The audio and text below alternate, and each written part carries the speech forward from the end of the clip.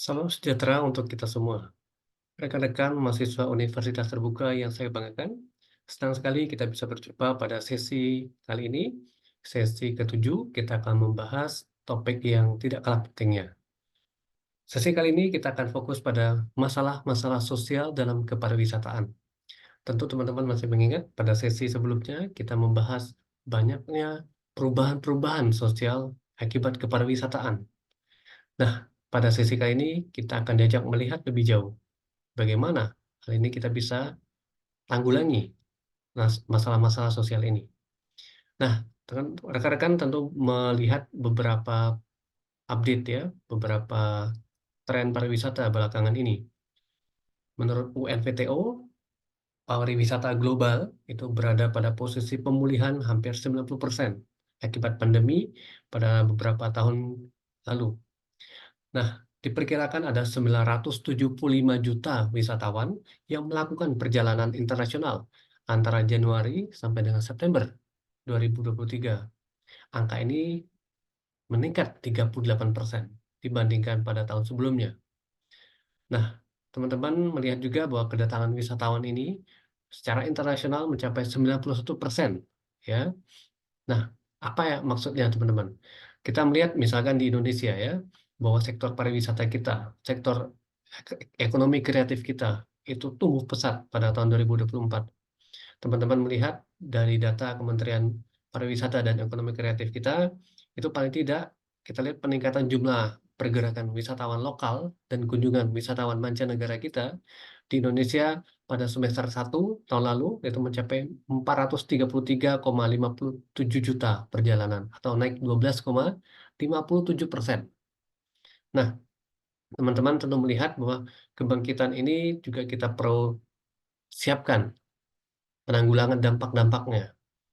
Berdasarkan survei, ada 76,19% para pakar menilai kondisi pariwisata Indonesia saat ini sedang dalam proses pemulihan.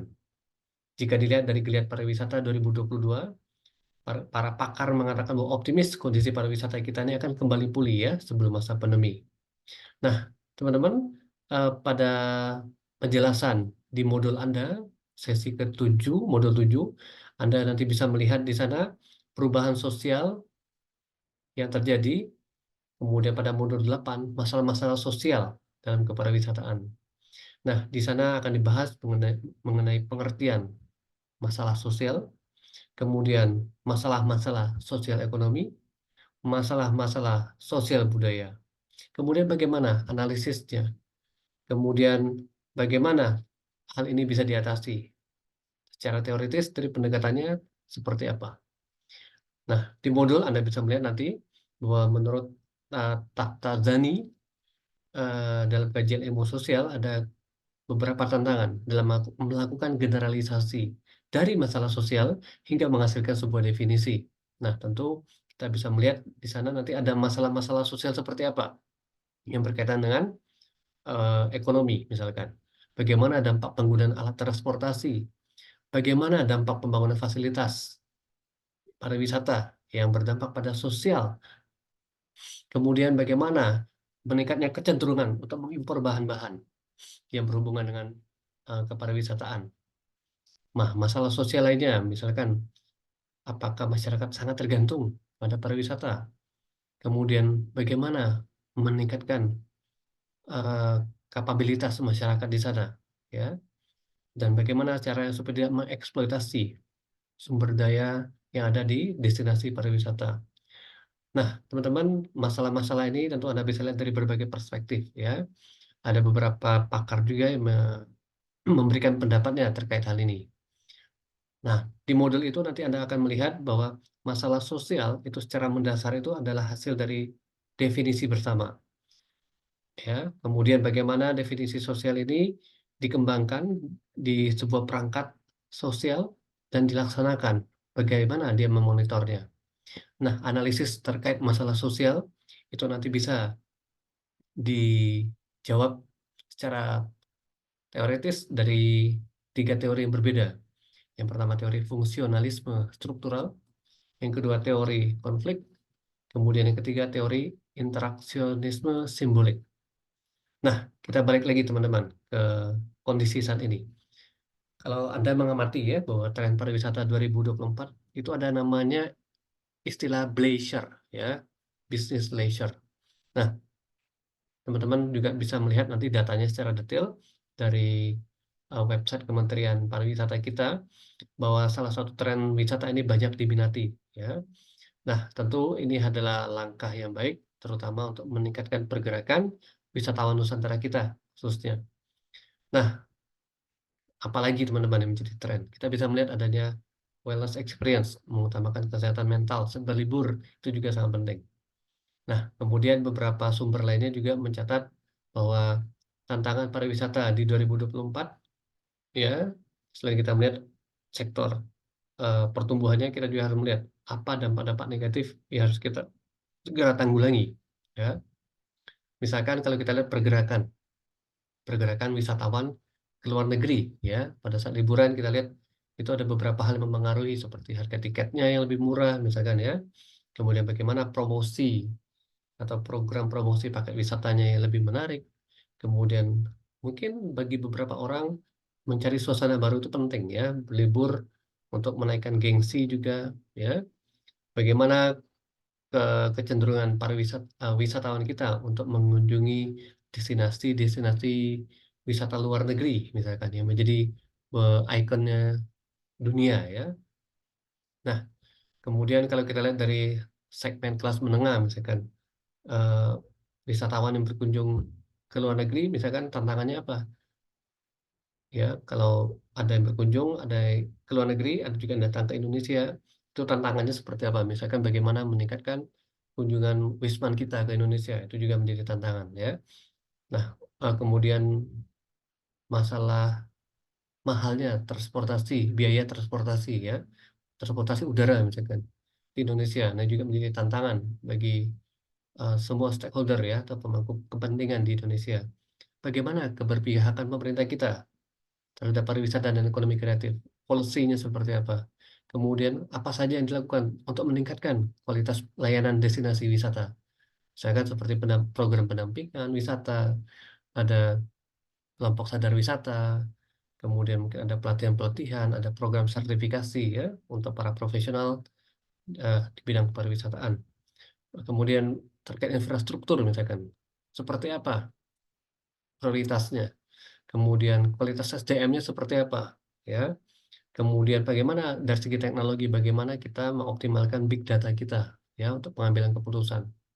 Nah, itulah beberapa poin-poin penting yang kita perlu lihat dari berbagai sisi ya.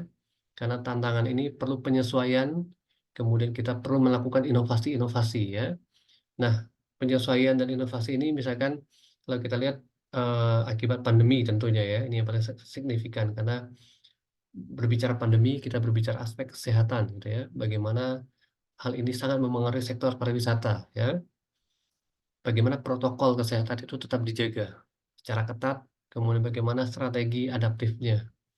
Kemudian yang kedua tadi saya sudah menekankan terkait teknologi. Bagaimana teknologi ini mentransformasi segala dinamika dalam kehidupan sosial masyarakat kita, khususnya di pariwisataan ya. Dengan meningkatnya teknologi, transformasi digital ini semakin mendesak gitu ya. Artinya kita juga harus semakin melek digital ya. Kemudian bagaimana industri pariwisata ini beradaptasi dengan berbagai tren digital seperti pembuatan aplikasi, pemesanan online, kemudian mungkin ada pariwisata menggunakan VR ya, virtual reality. Nah, itu beberapa contoh. Kemudian tantangan lainnya tentu terkait lingkungan hidup. Bagaimana kesadaran akan perlindungan lingkungan ini semakin meningkat sehingga kita bisa mencapai sustainable tourism. Ya, tentu para pemangku kepentingan harus bekerja sama, kolaborasi untuk mengembangkan pariwisata yang ramah lingkungan ini ya. Ada yang menyebutnya green tourism ya, ada ekowisata dan seterusnya. Tentu keragaman hayati yang harus tetap kita jaga. Nah, di sisi lain teman-teman, masalah-masalah sosial terkait ketidakpastian ekonomi global itu ya. Bagaimana mempengaruhi daya beli wisatawan juga. Bagaimana cara yang strategis supaya kita bisa menarik wisatawan datang berkunjung ke tempat destinasi wisata. Tentu ada insentif yang diberikan kepada para wisatawan ya. sambil menjaga kestabilan ekonomi di sektor pariwisata. Yang tidak kalah penting juga adalah peningkatan kualitas layanan. Kita menyadari bahwa semakin meningkatnya kualitas layanan dan infrastruktur, hal ini juga akan meningkatkan pengalaman wisatawan. Dengan adanya pelatihan, keterampilan, kemudian peningkatan kebersihan, bagaimana kita mengembangkan destinasi wisata dengan tata kelola yang lebih baik, ini adalah kunci-kunci penting dalam membangun daya saing pariwisata kita. Nah, kalau kita lihat ada 10 Bali baru dan seterusnya, bagaimana diversifikasi produk pariwisata. Ini semakin meluas, kita tingkatkan keberagamannya, supaya kita bisa mengurangi tingkat ketergantungan pada segmen tertentu. Bagaimana kita bisa mengembangkan destinasi pariwisata baru, dengan fokus pada pariwisata budaya, kemudian bagaimana pariwisata petualangan juga menjadi hal penting ya, menarik pasar wisatawan kita. Nah, yang tidak kalah penting juga adalah masyarakat lokal kita. Bagaimana keterlibatan masyarakat lokal kita ini dalam mengelola pariwisata kita. Ini menjadi penting ya. Jadi partisipasi, kemudian dalam berbicara pengambilan keputusan atau decision making, tentu mereka akan berpartisipasi aktif juga ya, karena ada manfaat ekonomi yang didapat dan kita harus juga mempertimbangkan bagaimana caranya untuk menekan dampak negatif pariwisata. Nah, itulah teman-teman beberapa topik penting yang kita bahas pada sesi kali ini. Semoga bermanfaat. Kita akan jumpa lagi pada sesi kita selanjutnya dan selamat belajar. Terima kasih.